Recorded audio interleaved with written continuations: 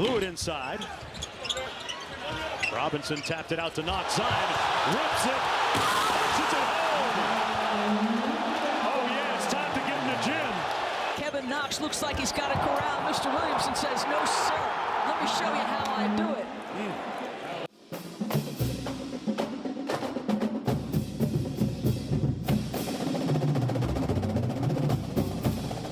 And we say hello tonight on a Wednesday night. New Orleans feeling all kinds of pressure with water. We are live today here at Scoreboards Catering and Grill on Coursey Boulevard. Buddy Sanji filling in for Jonathan Poche. Mike Scarborough, our analyst. And Mike, good to have you live. We don't have to call you on the phone tonight. Yeah. Hey, we have a lot to talk about. Look, it's the dog days of summer. Everybody knows that, Mike. Coach is on vacation. They've got to get it done because it really starts in earnest. As we know, SEC Media Days start in Hoover next Monday. Dan Mullen first out of the gate, Coach O, and then Barry Odom from Missouri. We had a little teaser, and I know you and I are not the consummate NBA guys, but wow. Is it like a dream that we woke up all of a sudden the Pelicans get the #1 pick? They make the right moves. They get Zion. They trade Anthony Davis and all that. Look, I'm a casual basketball fan, but it is nice now that LSU football, Saints, LSU basketball, Pelican basketball, and now with Coach Mainieri making some moves that everybody's liking. It looks like we're going to have a heck of a year, and we appreciate you being here today. Yeah, no doubt. Yeah, I'm not an NBA guy at all, and you just couldn't get not wrapped up in the Zion Williamson thing. And then just, of course, seeing your friends that do like the NBA and, of course, them getting the pick and then just the whole fanfare with him getting introduced to New Orleans and Miss Benson. I mean, I love the way she handles press conferences and, she's just got that folksy, draw and the way she talks to people. And I think he's loving New Orleans. Well, I tell you what, folks, if you're not a Pelicans fan and don't have season tickets, you better jump on before the wave takes over. But tonight, we're going to kind of whet your appetite for all things football. We've got some film from Joe Brady. Mike, I guess the $64 million question that you and I talk about on the radio, and you every day on your website, is it real or is it Memorex? Is it really going to be a special year with a different offense, doing all the things on offense that LSU fans have wanted for the last decade? And as you and I talked about today, can the offensive line take care of their end of the bargain so that Burrow is protected, has time, and those wide receivers show out the talent that they have? Man, I'm getting excited, and it's only mid-July. No, I think it's very much real. And people that we know that go to practice and get to see the stuff we don't get to see, the scrimmages, and you hear that they didn't go under center at one time the entire spring. What's happening is the current LSU players are infectious in recruiting on the offensive side of the ball. The recruits that are going there, and I talk to them, they're talking about how they go in, they watch so much film with the offensive staff, and not just Ensminger and not just Brady. You've got Munoz and those other guys in there that sit down with quarterbacks and receivers, and these kids are absolutely excited. And there's no better salesman in recruiting than your current football players. Your current football players can kill you in recruiting, and they can make you recruit very well. And I think the LSU players on this current team are absolutely excited, and that helps the coaching staff in recruiting, which is why you got one of the top 3 classes in the country right now. I don't know what Vegas is going to put up with the over and under win total for LSU or the Saints, but I always have some people that go to Vegas, and they take their vacation every year, early August, and these numbers come out.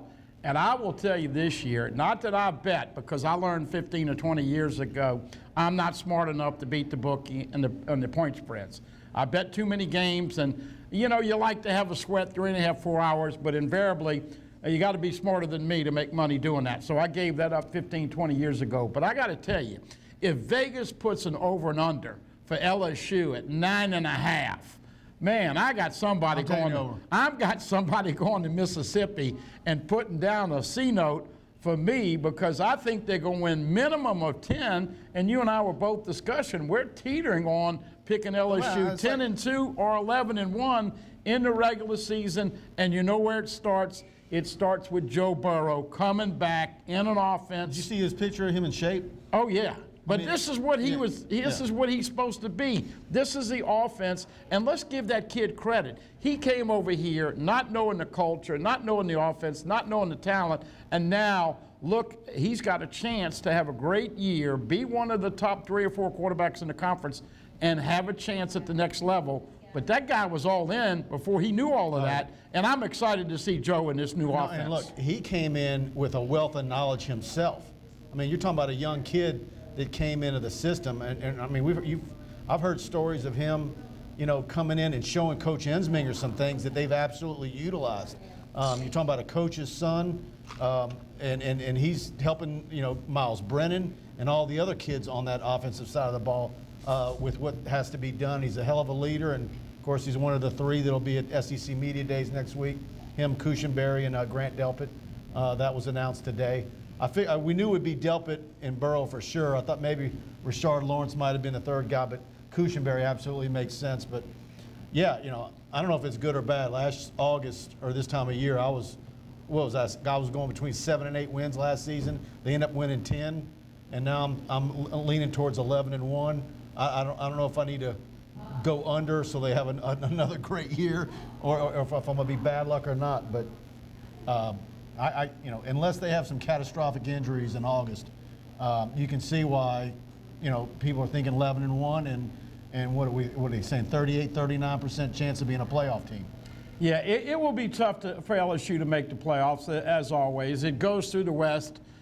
We know it is the toughest division in college football. Everybody knows how good Bama is year in and year out. Nothing seems to slow Nick Saban down. And I'll never forget when I was talking to him on Christmas, right before Christmas, they were going, and of course, Wayne Huizenga had the Miami Dolphin plane at the airport, and Nick was telling me I had an extra turkey, and he had that big mansion on Highland Road, and I wasn't kissing up to him, but him and I had a good relationship, and I didn't ask for any scoop, and he didn't offer any, but I knocked on the door, and I brought him his turkey, and we were chatting. And he said, man, this contract Wayne Huizenga has offered me ownership and all this. And I said, Coach, he could sell you like a piece of silver. But he had that itch, that 7-year itch, and he wanted to try the pros. And then, of course, on the flip story, we all remember when LSU's playing Notre Dame in the Sugar Bowl, and everybody in the country is talking about Saban, saying, I will not be the Alabama coach. And, of course, we know that he got named the coach. And so he's been a factor both here in Baton Rouge as well as in Tuscaloosa. But until health or old age or retirement gets him, you got to start off by thinking that you got to figure out a way, 1, to break the streak, 2, for him to quit robbing so many great in-state kids and taking them to Bama, and 3, having a scheme that will put LSU in a position to win games, and as we've seen, that's in space, quick, and look, Nick is so good. He's changed his recruiting. He's not as big as some of those linebackers that used to be 280, but I think getting rid of the ball quickly and putting pressure on that defense, obviously LSU's defense is going to be good, but I know it sounds crazy, July 10th, folks, but I think they really have a chance to not only compete but pull the upset this year if they stay healthy and evolve as a team. And as we know, you never find out about your team until you face adversity. Look, you look at last year before you go into the game at A&M that ended 7 overtimes. You know, LSU they were in the mention. They were a mathematical possibility for the playoffs at that point before losing that game. So you don't have to beat Alabama to be that, you know, that second SEC team. And I'm not saying that that's the route you want to go. Certainly you want to break through and beat Alabama. But that's why the Texas game is so important. You win that game, and if you get towards the end of November and you've got 1 or 2 losses, LSU's got a darn good chance because of the strength of schedule, the type of team they've got. You know, of course, you got to wait to see what happens around the country as well. But I think, you know, there is a path to the playoffs without playing in Atlanta. Well, and of course, Georgia is the other side of the equation, and LSU beat Georgia. And I think that to me, and look, we know Joe came in and he was quiet. He was fourth on the depth chart, taking reps with the quarterbacks. Justin McMillan and all the guys were getting reps before him, and he won the job, and it was close with him and Miles Brennan. But I just think Joe Burrow is going to be the kind of quarterback that LSU hasn't had since the two Matts, Matt Flynn and Matt Mark. And what did those guys do? Not only did they make all the plays, but they were so respected by their teammates that they were great leaders. You remember me and you interviewing Matt Mark, and I asked him the first year he came back from baseball about, throwing a football versus baseball. I said, what about being a leader? He looked at me, he said, buddy, I can't be a leader until I make a few plays. We were talking about him, if this doesn't work out, are you going to move to safety? Yeah. When he first arrived. So. But you got to make plays if you're going to be a leader, and Burrow did that last year. Yeah, so this is his team on offense this year. But I also think not only is Burrow a talent and he's highly intelligent and got a good arm, but also he's got an offense that is no longer going to be a graveyard for quarterbacks. I mean, there's been a lot of quarterbacks in the Les Miles era that didn't have the benefit of an offense that didn't make things difficult for them. Everybody knew it was coming when in a Les Miles offense, and that's not going to be the case anymore. Once again, we have our props tonight. Last week we had all kinds of LSU stuff up here. Our good buddy Roger Goodell, we had to get him with the red nose up there. He wanted to come to the show tonight, so I had a John Brady bobblehead, but we're going to do that in basketball season. We had Hester and Flynn and some bobbleheads, and we always have fun with it. But we are going to talk some LSU football, and we'll get into the meat and potatoes of recruiting, obviously, as well as what LSU is expected coming back. And what's your take about the SEC being first with the media tour? Now, it seems like it's getting earlier and earlier. The last couple of years, the SEC has been first, and you get your stuff out, but it's not really where there's going to be any earth-shattering information from Coach O. So what are the questions you think that will come with him on Monday? Yeah, I don't know if that was what the thought process was of having media days so early. I'm guessing they've all gotten multiple weeks in now of vacation since the recruiting dead period started. And so then they'll go, and have media days, and then they'll still get another, you still have all your other coaches on vacation. You got workouts going on. You got all your GAs working. I think they're coming back next week. Every day. But it's and then the dead period will end at the end of July. There's some schools like A&M's having a picnic, and they're having another recruiting function. I'm not aware of LSU having a recruiting function at the end of July. I thought it might have been a good idea, but I don't think it's going to matter with Jaquelin Roy because he's going to do it as soon as right at that time's period. Yeah, we're going to talk about Jaquelin Roy and Jacobian Guillory and all of the running backs and all of the guys that are in the mix. Look, we know that, and a guy made a great point today on the radio show. He said, look, everybody talks about the 5 to 6 to 7 that haven't signed and haven't committed yet. But what about the first 18 or 19? We're kind of going to have a little overview and talk about some of those players that you know about. And it looks, you and I both said it, the LSU worst case scenario, this class probably 5. Best case scenario could be 2 or 3. Yeah, they're right there with Clemson, Alabama right now, and with what's on the board, Jaquelin Roy's, I have him as a 5-star on Tiger Bait.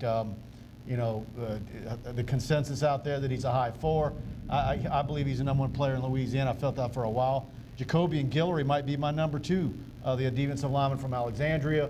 Of course, there's a debate there. You got a certain wide receiver, New Iberia Westgate, that's committed to LSU. So that, that Keyshawn Butte, that could be your argument for the number 2 player. But yeah, those are some great football players in Louisiana. So you still have uncommitted kids that are highly rated nationally that can keep LSU in the fight for the #1 class. Look, I'm a Karma guy right now, and I got to tell you, folks, over here at Scoreboards, 10635 Coursey Boulevard. There's thunder and lightning, and that's what I'm going to call John Emery and somebody else. Who is it going to be? Clyde Edwards-Helaire? Is it going to be Tyrion Davis-Price, who you interviewed and he's in the best shape of his life?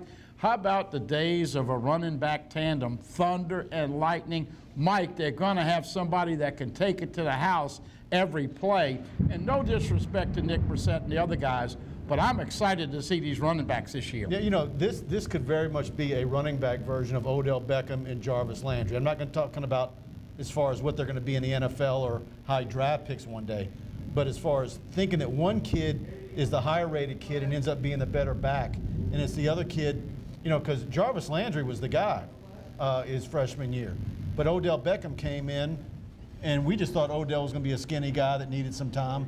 No, he hit the ground running and pushed Jarvis Landry. And if you remember, after Jarvis Landry's freshman year, LSU had a need at safety. There was actually some talk about, you know, and I still think to this day he could be an All-SEC. He could have been an All-SEC safety if he wanted to be. He was busting helmets on kickoffs. Special teams, yeah. So, but yeah, those two pushed each other, and I think Tyrion Davis and John Emery will push each other. I mean, I saw Emery in the indoor facility at the camp last week, and I've seen Tyrion as well, and they both look fantastic. Well, you know, it's interesting when you say that about running backs, man. It reminds me of Dalton Hilliard from Patterson, Louisiana, and Gary James, who was more highly touted. And you've been doing this long enough. Me and you remember. Right. It was so funny. Dalton signed the first day. They didn't have any of this Twitter and all this other stuff where it was a big deal when you signed.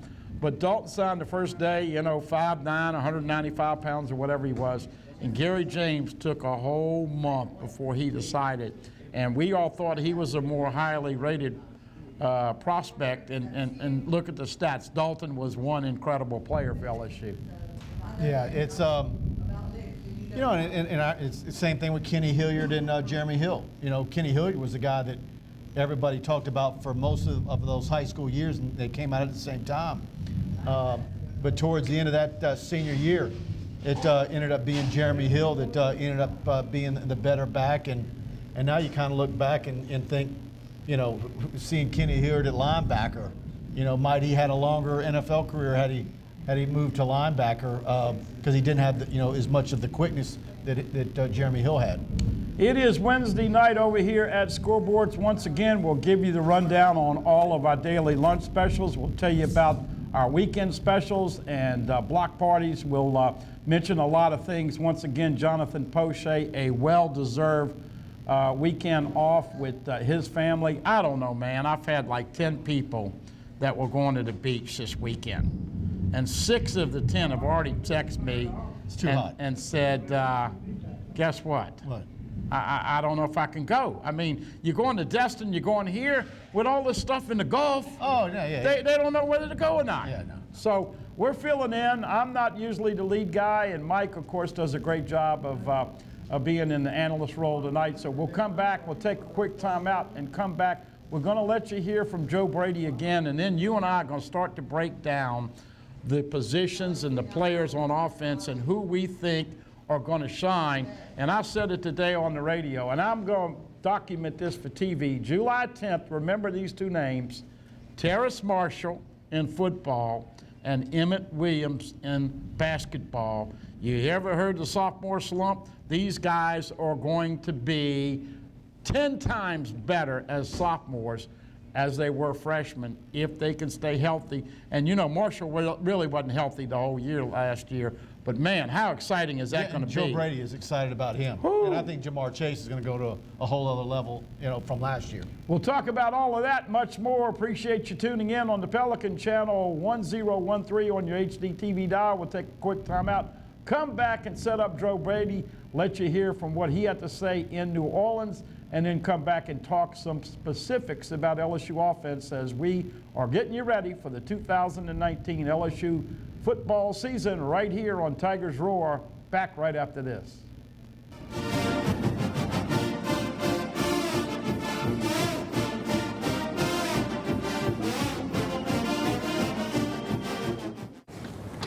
Remember what these trips were like before you put the screens in the back seats? I don't want to think about it. Are we there yet? I'm hungry. Where are we? Go, go, go. That game should keep them occupied. Oh, yeah. Dad. Oh, in your face. Don't make me get back there. You don't need a new car to have new technology. Mike's Audio, conveniently located on Airline Highway near the corner of Bluebonnet. Hi, I am Dr. Farrell Frugier Jr., and I am a general dentist at Frugier Family Dentistry. I was born and raised in Baton Rouge, Louisiana. I went to Catholic High School, LSU, and LSU School of Dentistry in New Orleans, where I received my DDS degree in 1986. I always have and will continue to be committed to continuing my education, to invest in technology which makes the diagnosis and delivery of dentistry more thorough, more comfortable, and more aesthetically pleasing. In our practice, we are here to serve the patients. We want to improve their quality of life and to develop relationships with our patients. In dentistry, we have a chance to impact lives on a daily basis, not just by doing dentistry, but by getting to know them and being a part of their life. We also believe in giving back to our community. So every year, we give back to the Greater Baton Rouge Food Bank, Toys for Tots, and Mary Bird Perkins Cancer Center. Please stop by and visit our office. We would love to take care of you and your family. Hi, I'm Jordy Helper for Tremonti's Meat and Seafood Market at 12451 Old Jefferson Highway. Chairman's Reserve steaks, their pork, their chicken, their seafood, top of the line. Primo barbecue pits, Icy Tech coolers. They can go anywhere and cater anything for you. Go to 751-7665 to call Tremonti's Meat and Seafood Market, where good meat ain't cheap and cheap meat ain't good. Tremonti's Meat and Seafood Market. Live and play on the fairway at Greystone Golf and Country Club, a serene, challenging golf destination located in Denham Springs. For tee times and membership opportunities, go to GreystoneCountryClub.com.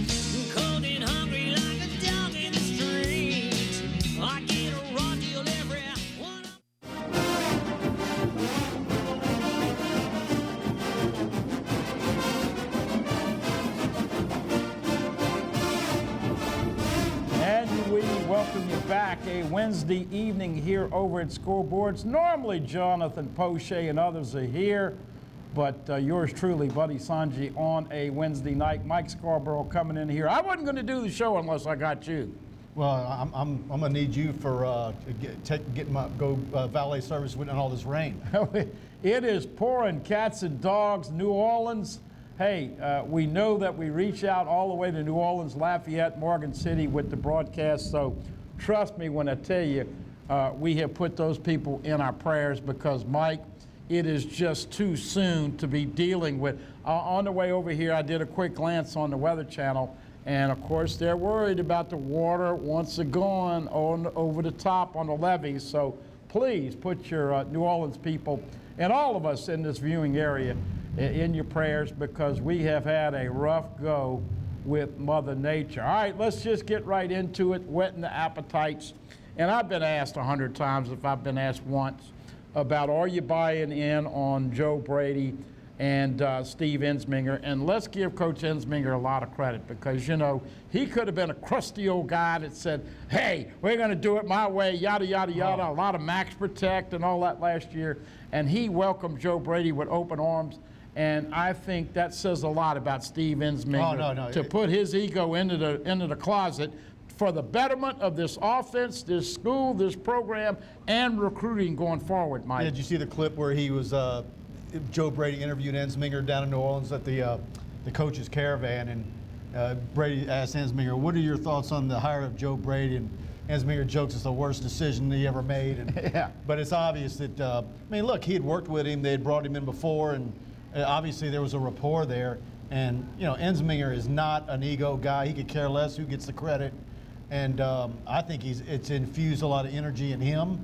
You know, it's good to have some young guys in the building with some newfangled ideas. And kudos to Coach Ensminger to being open-minded to it. The older you get, the less probably open-minded you are to new ideas, and that's not the case with him at all. This is not going to be Matt Canada 2.0. I had a guy, I hate to interrupt him, but he started talking about Matt Canada. I said, look, that was eye candy, that was suited for inferior talent, that was a lot of motion. He's trying to remember the guy who made a living with the jet sweep and all that. I was going like, hey, man, leave him alone. The kid from Redemptress who was a 2-star who ended up being pretty darn good.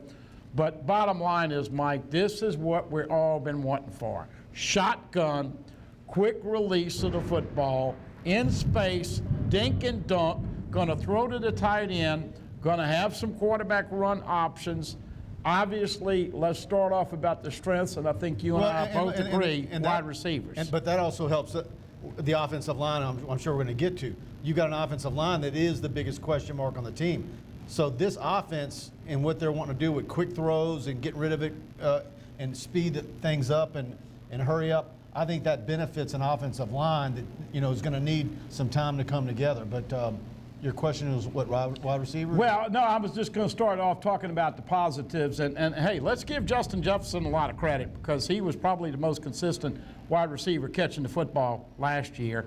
I personally thought Jamar Chase just scratched his surface, and now we're hearing from everybody. Terrace Marshall, you got the big guys in D. Anderson, Stephon Sullivan, a hybrid tight end in some mismatches. Trey Palmer running faster than we ever thought.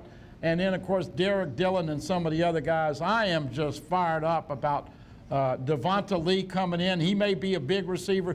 I am so fired up. Sullivan could be the guy that really gets bumped up.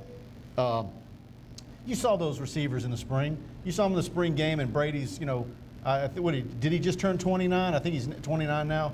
You know, out there bumping chests with him after good plays, and he's like one of, I mean, the age gap isn't all that much, and it's just infectious. So not a single receiver route is carried over from last year. All new route trees, and these wide receivers are static. And in fact, I talked to a parent of one of these receivers that goes to practice, and he just can't wait. He just can't wait. So I think there's a lot of reason to be excited. All right, here we go. We're going to roll the tape and let you hear from Joe Brady. Now, listen, most people think he will be the offensive coordinator once Coach Ensminger says goodbye. Coach Ensminger did sign a one-year extension, same money, $800,000, so he's got 2 years left here at LSU. But I think it's a seamless transition if they can keep Joe Brady here for him to be in the next offensive coordinator. And we'll go to the tape and let you hear from Joe Brady, the new passing game coordinator. This is a guy that's going to take a lot of stuff from the Saints. You're not going to see LSU play offense like this, maybe ever. Let's hear what Coach Brady has to say.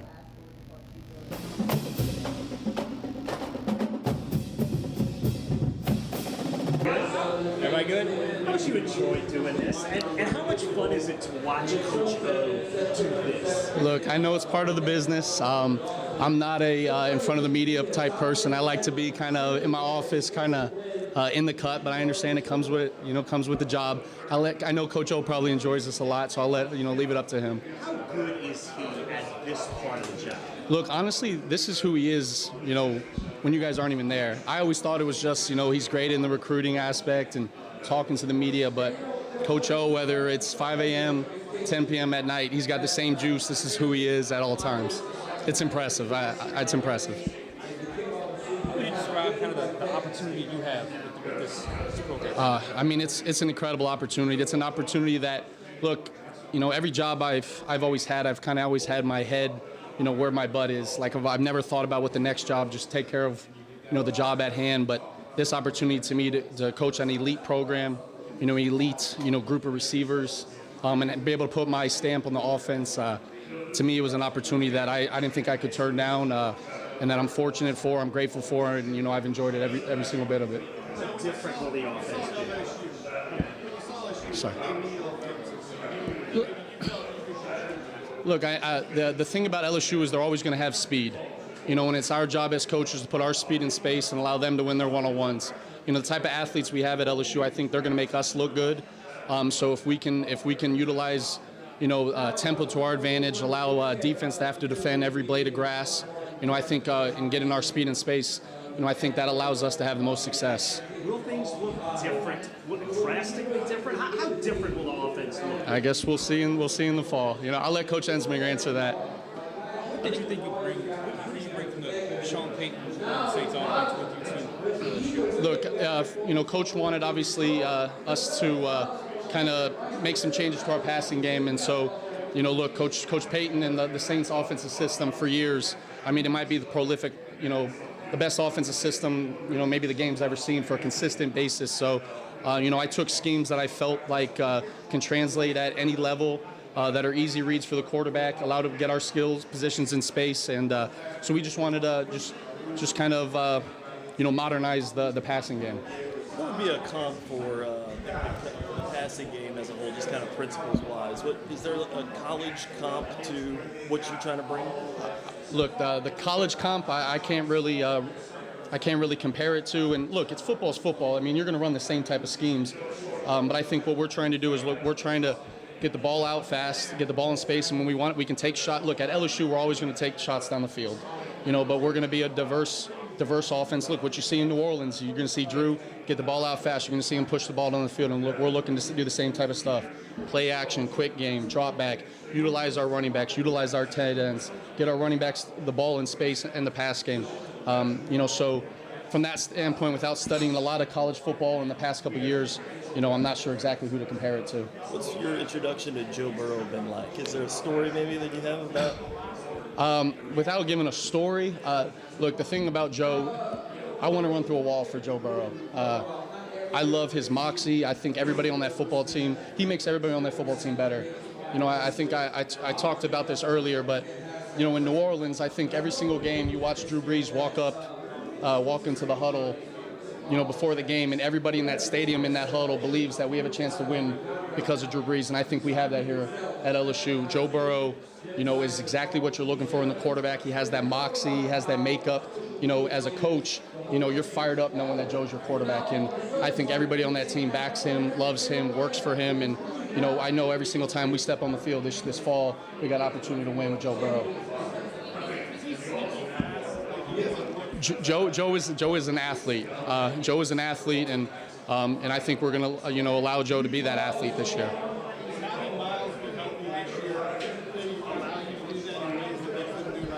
Yeah, look, I've loved how Miles has worked this spring. You know, the thing about Miles is Miles has an incredible arm. He can make every throw on the field, but, you know, what a lot of people might not know is how athletic Miles is. You know, Miles can make plays, you know, with his feet, not only just by escape in the pocket, but he can make plays on design runs. So we feel we have a lot of faith in Miles, if need be, that he'd come in and be able to contribute for us.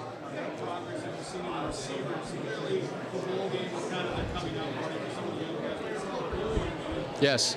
Look, you know, Coach has a thing here in New Orleans, in LSU, that you don't blink. Sorry. I'm in New Orleans right now. I'm here. That's all I'm hearing. You know, but these receivers, they don't blink.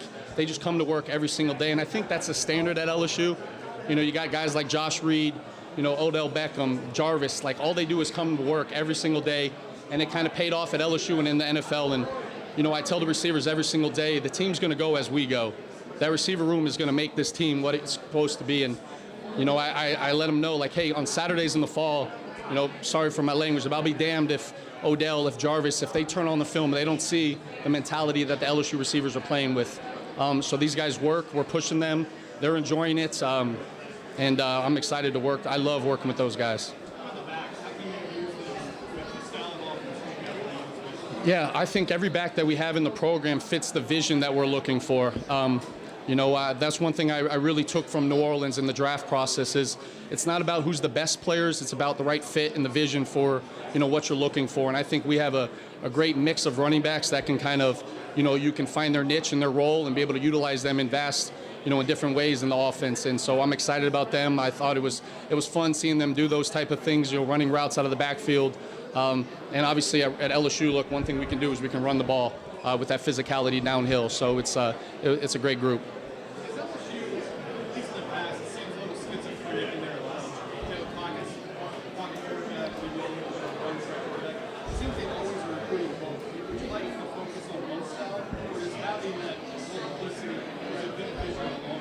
Look, at the end of the day, we want a quarterback, and we want a quarterback that wants to play quarterback and wants to make plays with his arm, but I think it's important for a quarterback to be able to use his feet, and not necessarily, I don't mean with running, with the run game strictly, but be able to, hey, when the pocket breaks down, can he make a play with his feet?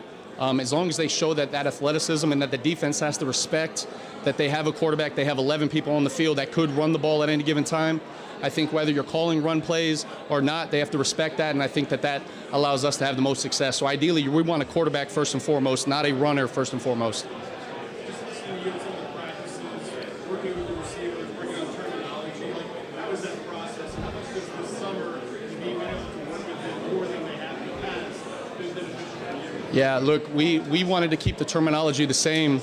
So the exact type of offense that we're running in New Orleans, some of the pass plays, the terminology is the same. So a lot of those coaching points that were embedded in me from, Curtis Johnson, from Ronald Curry, from Coach, it's been fun to be able to now utilize that at the college level. I told these guys, look, they all have dreams of playing in the NFL, so it's my goal that when these guys sit down in the draft in the draft meetings, that, in the combines, that they sit down and these wide receiver coaches sit down and try to teach them a concept, and they say, hold on, coach, just give me the marker, I can teach it to you. So, we want to be smart smart receivers. We want to know conversions. We want to be, attention to detail, and I think that these are the type of receivers that we have here. Justin would probably be the lead guy based on his history at the position. Could you maybe talk about him and how hard, specifically, to not do Look, you might not like this answer, but I will never speak specifically on the receivers. I think the concept that we're going right now with the receivers is everyone's going to eat in this offense, and obviously you guys know what I mean by that. But everyone's going to have an opportunity to catch the ball. Everybody's going to have an opportunity to get the ball. So it's our job to get those guys the ball. So we never, we all as a receiver group, every single thing we do is together. There's nothing going to be from an individual standpoint. I love how they're all working. They push everybody. It's DBU, so receivers going against DBUs every single day. The best players we're going to go against in this season is against our own defensive backs. So I love the way the offense is working, the receivers are working. I'm excited to keep working with them.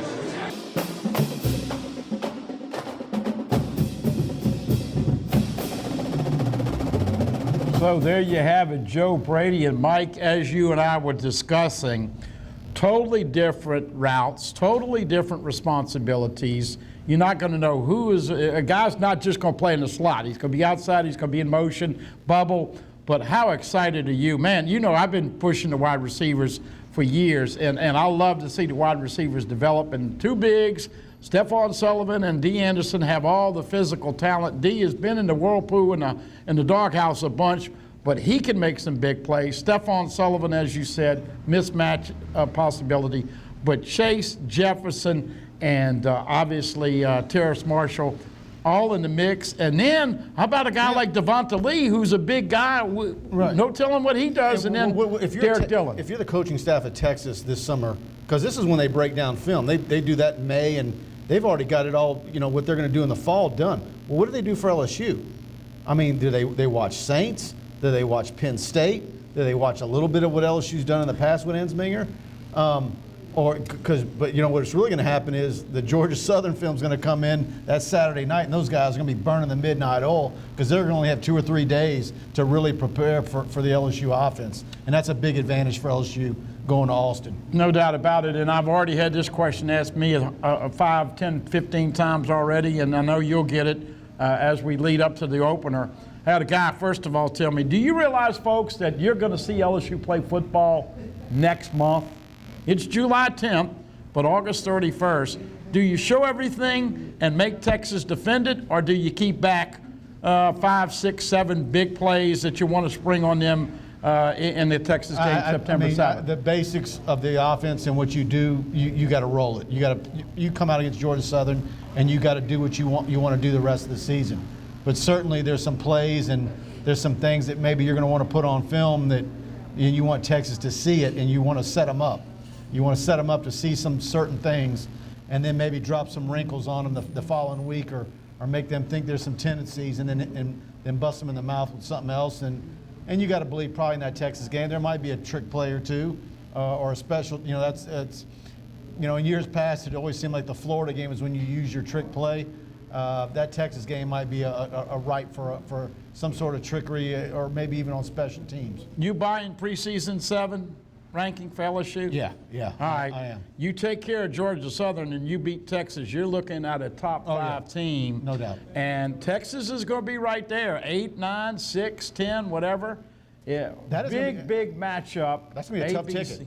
Oh, it's going to be a tough ticket, and if you're going, you got plenty of money. We're going to take a quick time out, and then we come back as we talk defense and Dave Aranda, more about the offensive line, and also ask the question, is Miles Brennan going to be a factor this year for LSU on offense? Live from Scoreboards on a Wednesday night, back with Tigers Roar right after this on the Pelican. Folks, hope you're doing well. Stay dry. We'll be right back.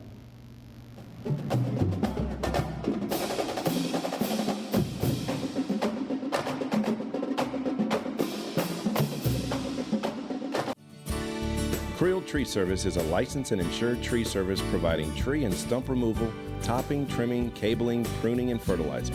We have free stump removal with takedowns, free estimates, affordable rates, and senior citizens discounts. Call 774-TREE. That's 774-8733. Get your yard ready for the warmer weather. If it deals with a tree, call me, Creel Tree Service, 774-8733. That's 774-TREE.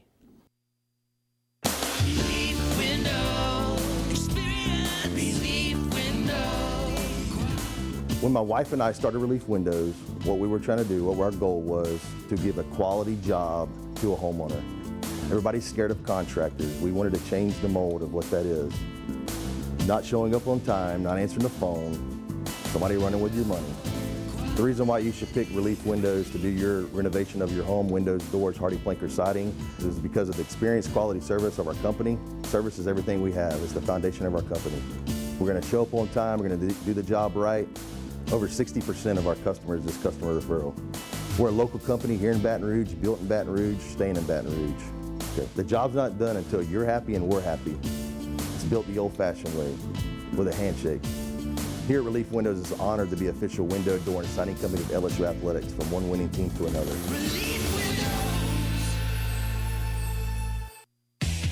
Remember the smell of vinyl? What happened to all your old records? Lost in a move? Thrown out by the ex? Get them back. Classic Vinyl's record store and collectibles, 13847 Coursey, where you can find all old vinyl, all genres of music, rock, country, blues, and R&B. Classic Vinyls and collectibles behind Mary Lee Donuts and Coursey. If they don't have it, they'll get it. Look for them on Facebook. Classic Vinyls, sponsors of Classic Vinyls Classic Rock Night Thursdays at Scoreboards on Coursey. The Acord Eye Clinic has moved to a new office, just minutes from the old office at 8280 YMCA Plaza Drive, Building 9. Dr. Shonda Acord and her staff welcome patients of all ages, including children and adults. They have a wide variety of frames and sunglasses, including Maui Jim. The Acord Eye Clinic features modern instruments and state-of-the-art technology, including digital retinal scanning with Optomap, hard-to-fit contact lenses, as well as professional care and service. Open Monday through Friday, 8 till 5. Call for an appointment, 225-767-EYES, and visit the website, visionsource-br.com. The Acord Eye Clinic looks forward to seeing you. Hey, Mike Benson from Rocket Work at Eagle 98.1. Have you ever heard my band Studio 4 play? We do an acoustic jam every Thursday night at Scoreboards on Coursey, and we'd love you to come on out. We feature local artists after each set, too. If you want to perform, send a demo to me, Mike at eagle981.com, and we'll put you in the queue. Join us for food and drink specials, prizes all night long, and more. Studio 4's Unplugged Acoustic Jam with me, Abby Lee, and JoJo every Thursday from 8 till 9:30 at Scoreboards on Coursey with Eagle 98.1. This is an important announcement. If you're between 50 and 85 and worried about your loved ones, you can still get affordable life insurance for peace of mind. My life insurance coverage is guaranteed, and I was not required to get a medical exam. I had high blood pressure and diabetes, and I got my coverage with one telephone call. No exam necessary. I'm a smoker, and I wanted to take care of my family. I called to get my life insurance and my affairs in order. I wanted to do the right thing. Call Final Expense No Exam Insurance. Your rates are guaranteed and will never increase. I called and learned that this insurance cannot be canceled even if you get sick or gain weight. And there are no restrictions on how my beneficiaries use the money when I'm gone. Approval was easy and the price was right. I wanted to do this for my children. Call 800-654-9927, 800-654-9927.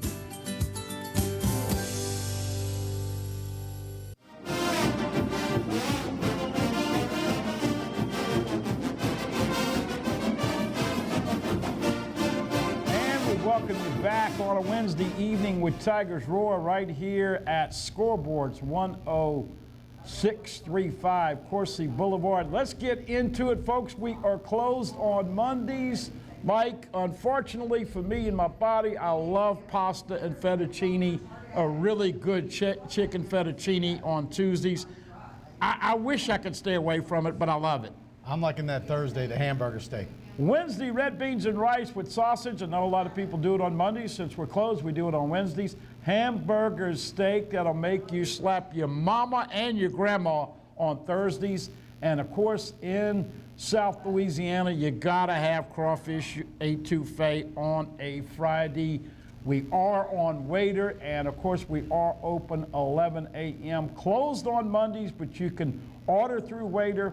And we do have an express lunch menu. Check us out and come see us over here at Coursey Boulevard Scoreboards. Let's wrap up our offensive talk with Joe Brady and this offense. Going to break, I asked you about Myles Brennan. He's appreciably bigger. He's appreciably improved. Now if Joe Burrow gets dinged, I don't think you're going to see much of a drop-off. He didn't have to redshirt. He redshirted last year, so he didn't burn a year, so he'll be a redshirt sophomore this year. What do you think the fans should expect from Myles Brennan, and how much PT do you expect him to get? Well, ideally, after sitting out last year, look, we're in the same situation at this time last year as we were, now, this year and last.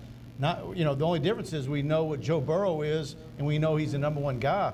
But just like last year, you had no idea who the number two guy was, and you didn't see one last year. So, Myles Brennan has gotten bigger. He's at the 207. He's got that rocket for an arm, and I think Joe Burrow's been a big help to him. And then you got a freshman in Peter Parrish, who I talked to about 6 weeks ago, and that kid's a confident little guy. And I tell you what, he's not. I think he wants to push. So I think that'll be good for Myles Brennan as well. But I think it's imperative this season that Myles Brennan gets some experience, just so that you have a guy going into 20 that has actually played in some games.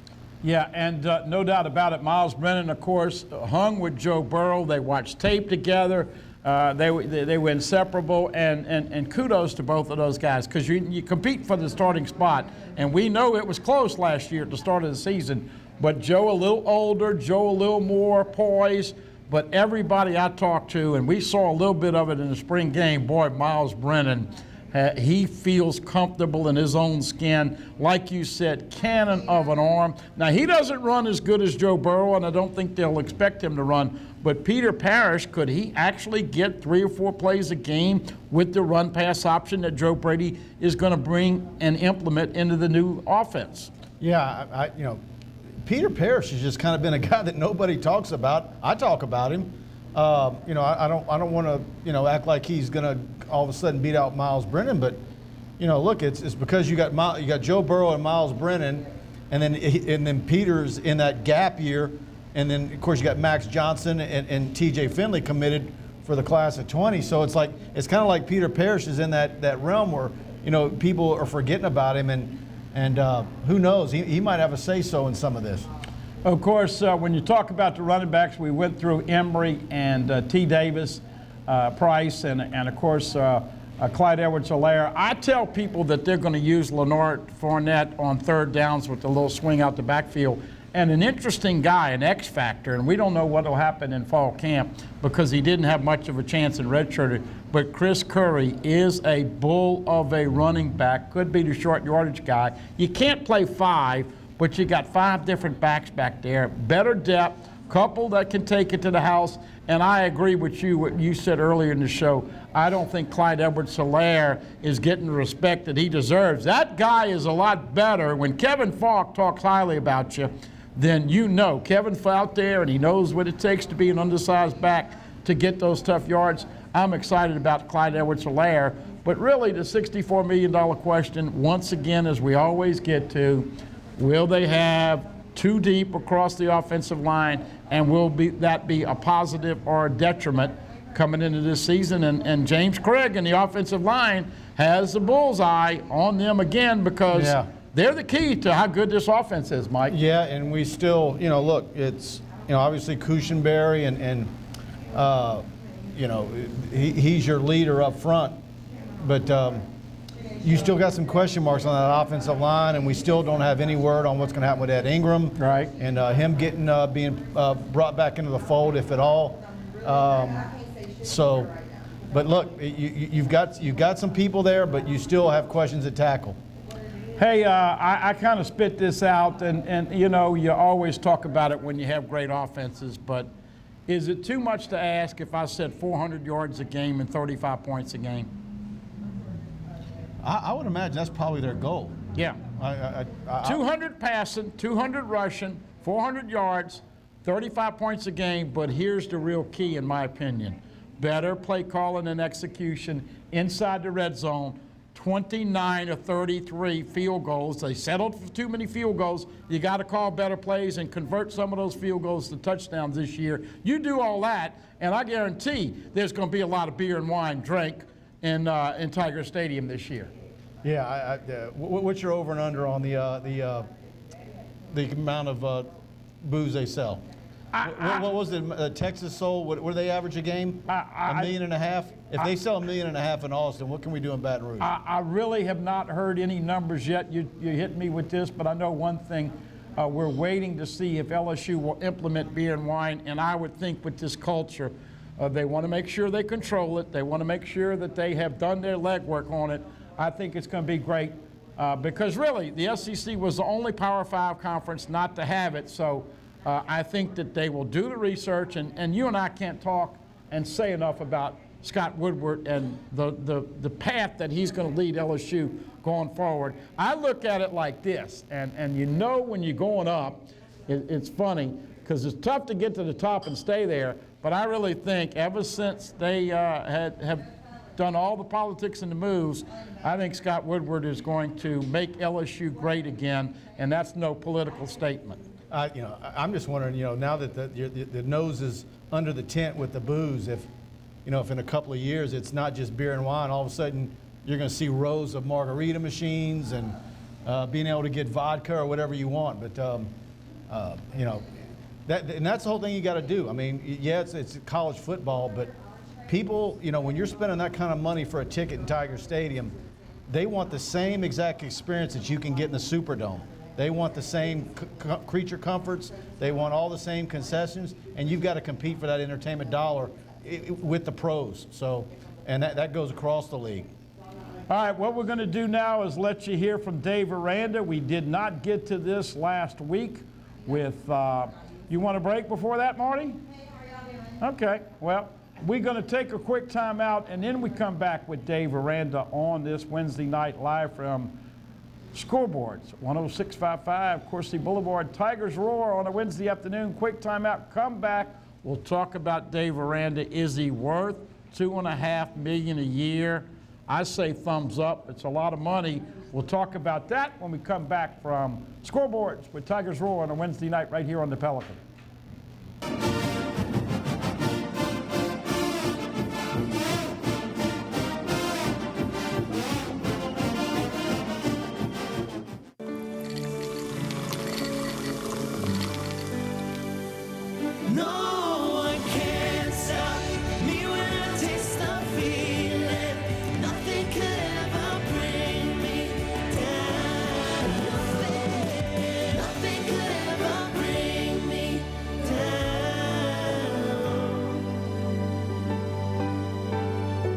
Taste the feeling.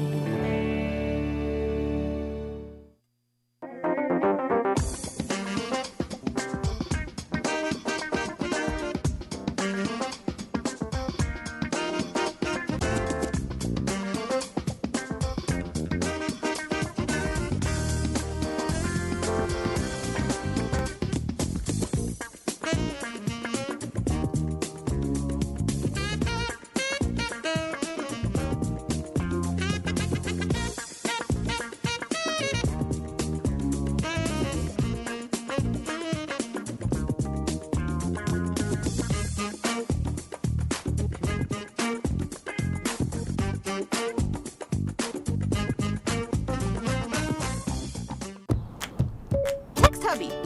Can't wait for tonight. Where are we meeting? Tonight? Date night? Oh. Find sushi restaurant. Let's try wasabi sushi. Route to sushi. The destination is on your left. Play our song. Pioneer in-dash systems with Apple CarPlay. Get yours installed today at your local Mesa retailer. Bolello's Furniture and Appliances, your dependable independent. Depend on us for service, for selection, for price. Get huge Whirlpool savings. Shop now and save on Whirlpool appliances throughout the store. Plus, experience our price match guarantee and ask about special financing. You can depend on the know-how of people who live appliances every day. Bolello's Furniture and Appliances, your dependable independent with nationwide buying power. Hi, I am Dr. Farrell Frugier Jr., and I am a general dentist at Frugier Family Dentistry.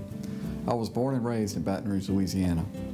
I went to Catholic High School, LSU, and LSU School of Dentistry in New Orleans, where I received my DDS degree in 1986. I always have and will continue to be committed to continuing my education, to invest in technology which makes the diagnosis and delivery of dentistry more thorough, more comfortable, and more aesthetically pleasing. In our practice, we are here to serve the patients. We want to improve their quality of life and to develop relationships with our patients. In dentistry, we have a chance to impact lives on a daily basis, not just by doing dentistry, but by getting to know them and being a part of their life. We also believe in giving back to our community. So every year, we give back to the Greater Baton Rouge Food Bank, Toys for Tots, and Mary Bird Perkins Cancer Center. Please stop by and visit our office. We would love to take care of you and your family. From appetizers, pasta dishes, and entrees, La Contea takes pride in preparing all the Italian cuisine we know you love. Enjoy live music every Thursday through Saturday from 6 to 9, happy hour weekdays from 3 to 6, and brunch on Sundays from 11 to 2, as well as dinner portion-sized lunch specials for under $10. Visit our website to view our menu and book a party or meeting in our large banquet room. Once you try La Contea, your Italian dining will change forever. For Total Home Pest Control, who are you going to call? Call the Bug Man, 923-BUGS. For total pest control for your home or business, call the original Salvant. Call the Bug Man today, 923-BUGS.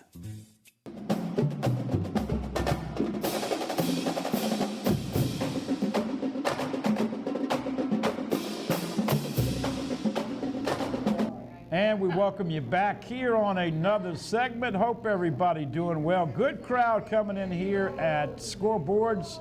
Tigers Roar on a Wednesday night. Mike, $2.5 million a year. We're going to hear from Dave Aranda. I don't know any Tiger person, fan, media, mama, daddy, player that doesn't think he's not worth every penny. What is so special about Dave Aranda, in your opinion? Well, look, LSU, since he's been at LSU's had some little holes in the defense. I mean, you lose Chason last football season. I mean, what a difference Chason might have mattered in a few of those games if you would have had that guy coming off the edge that you didn't have. Well, Aranda still made a go of it. He found ways to get it done, and I think that's where he's most notable is where he's got deficiencies. He's able to dial in a defense that works with what he's got, and you know, when he's making that kind of salary, you kind of wonder, okay, does he ever want to be a head coach? Because that kind of puts him in a stratosphere where only really elite jobs are worth his while when you're making that kind of money as a coordinator. And I'm still kind of amazed to this day that each offseason his name has never been floated with any particular job opening for a head coach. So that tells me that he's content, and his agent's been told, no, don't drop my name anywhere because I'm fine here. And you know, is he one of those guys that is he destined to be a coordinator, you know, throughout his entire career, or is at some point does he decide he wants to be a head coach? Yeah, interesting scenario with Dave Aranda and his future. We know that A&M made a run at him, offered him a bucket full of money, but LSU upped the ante, and I think he's worth every penny. And of course, some of the tidbits this year, Grant Delpit is going to play all over the field. They'll have him in the box deep, guarding people. He'll be at the line of scrimmage to support run. He'll blitz. Had 5 INTs and 5 sacks. Caleb on Chason from the edge. You got to have the rush from the edge. You got Lawrence back. You got Fehoko back. Tyler Shelvin, hey, God bless his soul. He lost the weight. He's in shape. He's getting pushed by Ika. Ika, the big guy, Ika, you're going to love him, number 62.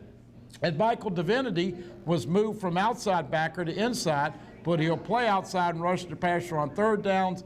And how about this? 2 preseason All-American team, both, of course, Grant Delpit, but how about Kristen Fulton on one of those preseason All-American teams? And then the best cornerback since Patrick Peterson, Derek Stingley Jr., who will also be a returner. Man, I'm excited to see how that defense looks this year. And then that's just going to keep on going. Of course, you're going to get hit with the NFL draft. But then when you see these guys like Elias Ricks and Major Burns, and the DBU thing just continues to feed itself. Here is part 1 of Dave Aranda once again at that Tigers tour in New Orleans. Coach Dave Aranda.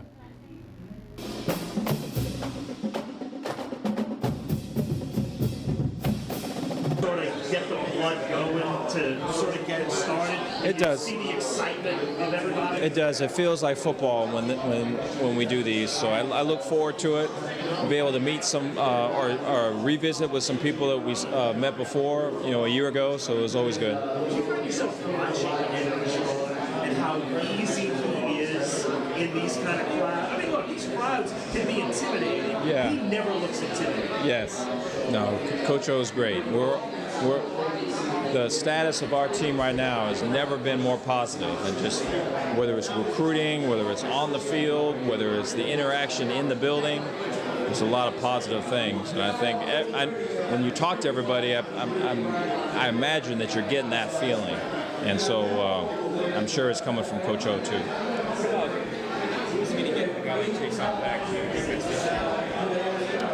He's got the ability to make things look easy. You know, he puts a lot of work into things, so very smart.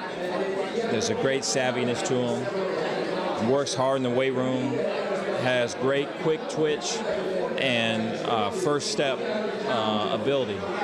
But you know, we were talking the other day about a stunt that we wanted to do in adjacent with an adjacent nickel or safety rushing off the edge, and how we wanted to play this outside linebacker slanting inside. we pulled up all of Calebon's clips, and he was winning about every single one of them. We said, we need to do it like that, you know? And when you don't have that, you really kind of almost make a science project out of a technique to try to get it right. And so, and that's nothing negative about anybody, but he's talented enough to make those things look easy. And so if we can put him in more situations where he can use that talent and get it on our terms, the better we'll be. Is he good physically and from the mental side of? I think the mental, I think the mental side he's going to have to work through. I think much like anyone else coming off of surgery, that fall camp is going to be a big piece. I know he's talked about that pretty extensively. So I think he'll attack it like he's attacked everything else. But I know that once he gets rolling, it's going to be good to have him back on our side.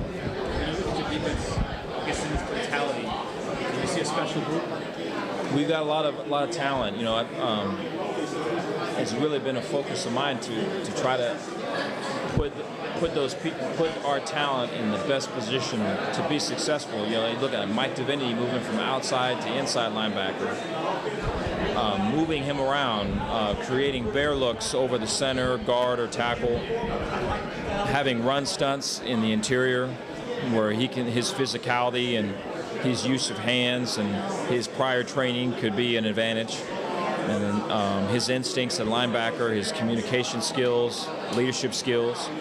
You look at Calebon Chesson being able to have mesh calls with him where he's up the field playing pass to run because he's got the ability to do that and play from high to low on a run play off the edge. The interior front, adding a tilt to those guys, getting them to roll off and attack the line of scrimmage and make negative plays and, allow those guys to make plays. Grant Delpit playing in the box and running situations and pressuring and playing man in the post and passing situations. Jacoby Stevens, being on the field, number one, and then being in a rush situation, number two. And so it goes on and on. You got Marcel Brooks is another guy that's coming in that fits a mold where he can do things. There's certain things he can do really well. There's going to be other things that he's learning. And so you want to be able to find roles for those guys. So I think the defense, when I look at it, is featured by the individual talents of those guys. The ability to get that into a collective unit and scheme. That's what we're working towards. What about having a couple of true noses? I read an article where maybe that could be a mismatch. Yeah. We're real successful with our nose play in the spring. We're getting those guys in more one-on-one spots than we had before, and so the one of the positives with the odd front is always playing the 0 and the 2-4 eyes, and there's you do collect O linemen when you line in that formation, but if we can line in shades and get guys to roll off and get a one-on-one for the nose and then still collect O linemen, so to speak, with the D lineman rolling off and taking grass, then that's a trade you want to make. And so we're making that trade. I'm excited about the one-on-one opportunity with those guys and be able to get them to cut plays off and try to get negative plays. And so we've got the D linemen that can do it, that can take advantage of those one-on-ones.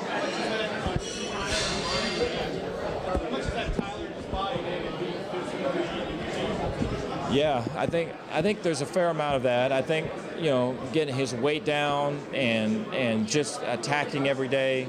I think the key with our nose guard play is not day 1 or day 2 of camp, but day 13 and 14. And so we've talked to them quite a bit about that, and I like their approach, and I like their enthusiasm and their want to make plays, and so I feel like we're putting them in that spot. I guess from a leadership standpoint, now that obviously Devin went to the NFL, who are you looking to kind of emerge in that role? There's a few, in the back end, we've got Grant Delpit. When he talks, people listen. We're really working on getting him to maybe talk a little bit more. I think he's got a great he's got a great platform when he chooses to use it. Mike Divinity is a guy that comes to mind right away at the linebacker level. I think Jacob Phillips has shown good leadership as well. Up front, Rashard Lawrence is someone that demands respect, and when he talks, people listen. So I think there's some good leadership. Caleb Von Chesson is a guy that when he talks, people are interested in what he has to say. And so all of those guys are all hard-working guys. They're all the type that are going to lay everything on the line for you. And so you feel good about them being in leadership roles. How special is Rashard just as a kid to deal with? I mean, everybody knows the grades and what he's accomplished on that. How different is he maybe from what you deal with every day, and how special is he? No, he's great. I think what a great family. I think, that last game for him, I thought was such a boost to just his confidence and his ability to come back, right, to get more of days like that. And I think, that really helped us to be able to loosen his alignments and get him to roll off and take grass as opposed to block down, stepping down, and squeezing people. And so, I think Rashard's been wanting to attack the line of scrimmage, and we're allowing him to do that. And, I think he's a guy that's going to really benefit from that, and I'm excited to see what he can do in this last year.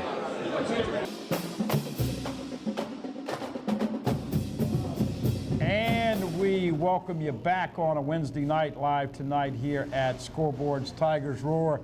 Mike, we talked about Dave Aranda. Let's talk about some of the defensive studs. And I guess the first question, will this defense be better in 2019 than last year? You're losing Devin White, you're losing Greedy Williams, you're losing Ed Alexander and some other guys. Will this defense potentially be better? I think the defensive line's going to be better. You get Chason back off the injury. I think Michael Divinity's about to have a huge year. Everybody I talk to out at LSU, they can't talk about enough about how big Michael Divinity's going to be. You got guys like Patrick Queen. I think all the components are there for that linebacker group. Even though you lose Devin White, you still are going to have a defensive linebacking group that's going to be one of the best linebacking groups in the SEC. I am shooting for big numbers. Caleb Von Chason, the single season record is 12. I think he's got a chance to get close to that. Love the nose tackles this year. They're going to force double blocks with the center and the guard play on the opponent. Obviously, Divinity is a guy, and Jacob Phillips, we know he had moments last year. People forgot he took one to the house in the opening game against Miami. And then you've got guys coming in that really are going to be special. And I just can't wait to see Derek Stingley play a whole year. And thank the good Lord, they're going to go from one of the worst punt return units to one of the best in the conference with Derek Stingley. The key there, don't have the laundry on the field and don't make stupid penalties, because he's going to break a couple this year, Mike. I mean, you really, we keep talking about position and what you're excited about seeing and what I'm excited about seeing. I mean, really think about where we were at this exact time last year and the mood of the fan base and what the thoughts were on the upcoming season. It is a complete 180 from where it was this time last year. I mean, the expectations for this upcoming LSU football season is off the charts, and like we said earlier in the show, I'm leaning towards 11-1, and there's just a whole lot to be excited about with the personnel, who you've got returning. You've got A&M, Auburn, and Florida at home. Texas, of course, week 2 is the pivotal game, but I think it's going to be, unless there's a bunch of injuries in August, and you never know when that injury bug's going to hit you. Some years it just seems like you can't win for losing. But if they can avoid that, this season is absolutely going to be special. Hey, going to hand off the football to you and let everybody know what it's like to be a member of Tiger Bait and all the things that you guys have planned for the upcoming football season. Yeah, go to tigerbait.com. $1 gets you the site for a week. I'd love to have you if you're an LSU fan. We've got a lot of big plans for this upcoming football season. We're going to be doing some live video analysis, all of our grade report cards that we do after games, loads of recruiting. I've got almost the entire first month of the high school football season mapped out. We're going to have anywhere from 3 to 4 video cameras in high school stadiums early on in the season, filming all the prospects on LSU's board. I've even hired some guys out of state. So go to tigerbait.com. I think you'll really enjoy the new website if you're an LSU fan. And we're adding stuff. We're going to have some new wrinkles this upcoming football season. And we have not officially signed the contract, but I have told Mike Scarborough that I'm going to do some practice reports and some Buddy Spicy tidbits. You remember those from many years ago. We'll do some stuff on the camera at the practice. We'll give you depth charts. We'll talk injuries. And obviously, we will continue to keep you up to date with recruiting. And look, man, the quality of the video and the photos that you get on Tiger Bait is second to none, Mike. That's kind of what we are known for, and look. But we don't know what our access is going to be this year. If you remember last year, it was kind of weird. We were kind of locked out the first week of the season, and we were let in with week 2 or week 3. The media got access, which was fine because they were in full pads when we got let in. But whatever access they give us, we'll be out there with all our video cameras, still cameras, and practice reports, analysis, and more at tigerbait.com. Oh my goodness, I wish you had smell-o-vision as we have some shrimp and some sausage and some corn and some potatoes. And Mike, this is what we call unbuddy-leavable bread pudding. We'll tell you a little bit about that. We'll go through the scoreboards lineup again. And once again, we'll take our final timeout. We'll come back, Mike, and talk recruiting. Names still on the board, and talking about what you think Jaquelin Roy, July 26, Gilry, and some of the others, and kind of set the table for what it looks like. This is going to be unbelievable if LSU has 20 or more verbal commitments before the start of the season. Orgeron needs 30 spots. And he needs more than 25 this year. But back from scoreboards on a Wednesday night, Tigers Roar, Buddy Sanji, Mike Scarborough. Hope you staying dry. And we're praying for all those folks in New Orleans and the surrounding areas that are feeling the effects of Tropical Storm. Back after this, good food, good fun, and a lot of libations here at Scoreboards on a Wednesday night. Back after this.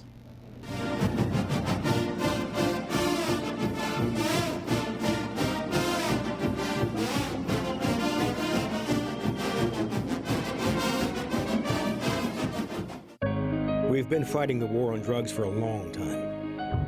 We answer the phone 24/7, 365 days a year. On a busy night, we answer hundreds of calls. This war on drugs needs our intervention. Since 2014, Addiction Hope and Helpline has helped people struggling with drugs and alcohol. When the phone rings, we help people when they need it the most. When we get a caller into treatment, it feels right. It feels good. It's a blessing. If you're struggling, drinking, using, and need to get clean, don't suffer alone in silence. Call Addiction Hope and Helpline. Our people understand, and many are also in recovery. Call for support and strength. You can call for someone who can't or isn't willing. It's an act of love. Together we can help you beat this thing and erase addiction from your vocabulary once and for all. Call 800-383-8177, 800-383-8177. Live and play on the fairway at Greystone Golf and Country Club, a serene, challenging golf destination located in Denham Springs. For tee times and membership opportunities, go to GreystoneCountryClub.com. From appetizers, pasta dishes, and entrees, La Contea takes pride in preparing all the Italian cuisine we know you love. Enjoy live music every Thursday through Saturday from 6 to 9, happy hour weekdays from 3 to 6, and brunch on Sundays from 11 to 2, as well as dinner portion-sized lunch specials for under $10. Visit our website to view our menu and book a party or meeting in our large banquet room. Once you try La Contea, your Italian dining will change forever.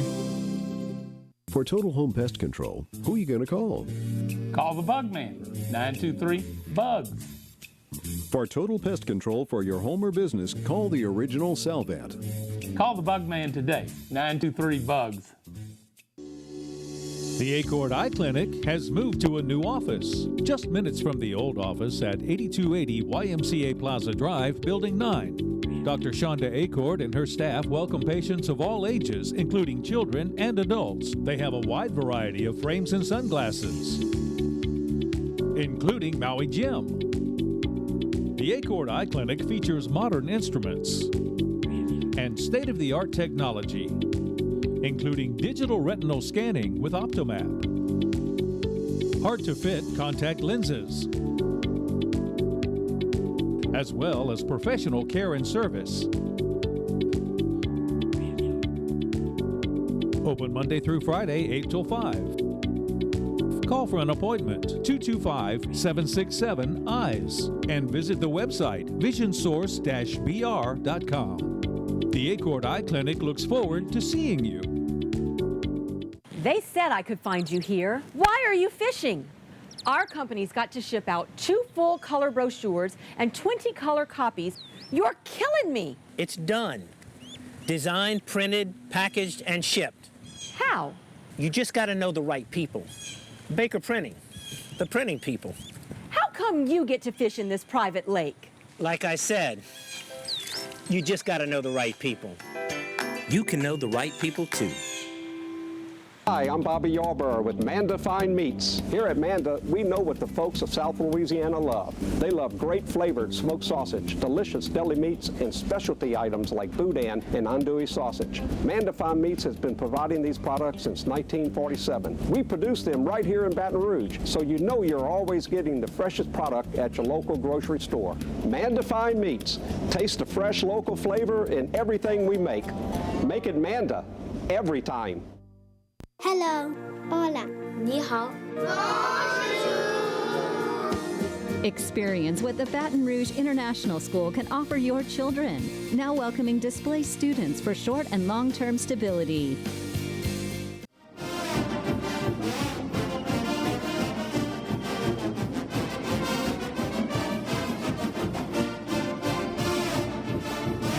Welcome you back, rounded third and headed to home here with another edition of Tigers Roar. Mike Scarborough, the recruiting guru. Mike, let's get into it. We're going to go through all of the names that have already verbally committed to LSU, but let's talk about the ones that are still out there, who you feel like LSU has in really good shape. And obviously, Jalen Lee, about 3 weeks ago or whatever when he committed, and now the 2 dominoes with Jacobian Guillory and Jaquelin Roy. What are you feeling about those, and is that going to push somebody out, or they're going to have an inordinate amount of D linemen signed? It sure is going to be interesting about how those numbers work out. Look, I think Jaquelin Roy on the 26th will be LSU over at A&M and Alabama. Guillory is going to announce on the 4th of January at the All-Star game, of course, NBC at noon. I wonder if he'll go that long. That'll be interesting. We'll see, what is it, the 19th of December is signing day this year, the early period? Yeah. I mean, LSU, well, how many's going to be left? 1 or 2 after that period? Going to be real interesting. The pressure will be put on for everybody to sign them because the numbers are so tight. So, done at quarterback. You got your 2. You need a running back. We'll see whether it's Zach Evans or does it go down to Ashad Johnson or Lee from Florida? Wide receiver Coy Moore is out there for LSU. I think that's been looking good for quite a while. Offensive lineman obviously is the biggest focus position the rest of the way. Marcus Dumerville, of course, Martinez's teammate who's already committed to LSU. I think that's one that they think they can pull in, and I think that looks LSU right now over Oklahoma, Florida, Auburn, and others. And then, you're going to still need 1 or 2 more offensive linemen. We mentioned Jaquelin Roy, Jacobian Guillory. Another outside linebacker is needed. You got Marco Domio, the Blinn Community College defensive back that was one of the Hold That Tigers during his official visit weekend, but then went and visited Kentucky officially before the dead period. And so we'll still see what's going to happen with him. But, I mean, I just rattled off, about 7 or 8 guys, and they got 20 commitments. So something's got to give. I just think the rest of the way, beyond your defensive linemen that are the marquee kids left in Louisiana, this class, the main focus the rest of the way is going to be offensive line. They've got to get better on the offensive line. Yep, no doubt about it. Got to get some numbers now. It's going to be interesting. Cardell Thomas has lost a ton of weight. Anthony Bradford has lost a ton of weight. Perry comes in, is good looking. By the way, the kid from Alabama, I think Brady Ward, is there any more interest, or are they going to let him go somewhere else? I think they'll continue to watch him, but he didn't come to camp. That's always a telling sign that he didn't come. They didn't reach out to him to come to camp. So you kind of wonder if that ship sailed, and there's a big thought process out there that he's going to go to Oklahoma at the end of this month. He could very well end up committing to Oklahoma. That my guys out there swear he's a take for the Oklahoma staff. And you mentioned it on the radio show today. Oklahoma has come in and gotten a bunch of good linemen, a lot of offensive linemen from the state of Louisiana that LSU hadn't wanted. And there was one of them just recently was a first-round pick. Yeah. And so, I mean, the kid from EA a few years ago that they could have had didn't want, and he's going to end up being a player. So. But yeah, look, that's the one position they want to rectify. You got Paris Johnson committed to Ohio State. They visited officially a few months ago. They're still going to continue to recruit him hard. They think that they've got some possibilities there. But he did visit Ohio State right before the dead period a few weeks ago, and then as soon as he got home, he was on Twitter trying to recruit for the Buckeyes. So yeah, LSU's got an uphill battle there. Fed him a lot of great Louisiana food, but he got back to Ohio and solidified his commitment to Ohio State. Give me a couple of names, marquee names that are on the 20 that you feel like are solid. And I know you just ended up talking to Clowney today, and you talked to all these guys. Give me 5 or 6 difference makers. 20 so far that have been verbally committed. Now there's going to be 2 or 3 that probably don't stick, whether they get pushed out, processed, academics, whatever. But LSU doesn't have enough numbers this year. They could sign 35 in a second, but they only get 25 back. I think difference makers are the DBs. I think Major Burns, a lot of excitement obviously with Elias Ricks, but I think Major Burns from right here at Baton Rouge Madison Prep had an amazing camp at LSU. Of course, you got Sampa from Virginia and the receiver Jarrett, who went and visited Tennessee. I don't think LSU's worried about losing him, but they will continue to need to recruit him very heavily. So I think those guys obviously got 2 strong quarterback commitments, and TJ Finley had a really good Elite 11, finished strong in that strong arm, flicking it all over Jerry Jones's practice facility up there in Frisco, Texas. And so, you look at this recruiting class and you're like, okay, well, they need to make some room, or is there anybody that you would call? I'm telling you, there really isn't a whole lot of guys there that you're looking at and thinking, there's 3 or 4 that you could trim and take somebody better. This is just from top to bottom a strong recruiting class. And hey, we want to thank you, appreciate you coming in. You and I have had a long relationship, but being on the air and on TV as well, and appreciate all of your knowledge and coming in. Folks, come by and see us over here at Scoreboard's Tigers Roar once again on a Wednesday night. We pray for all those people in New Orleans and everybody else who could be affected with the water. We don't want to see the flood symptoms again, and obviously we hope that 92L, which is turning into a tropical storm, is going to some way keep all of us safe. So on behalf of Alan and Greg up in the truck, Marty, obviously all the people that work over here, they do a great job with food, libations, a lot of fun. We have a lot of local TV shows over here. Thanks for joining us, and we will be back here for another edition of Tigers Roar right here on the Pelican. Have a great night. Stay safe, everybody. See you next time.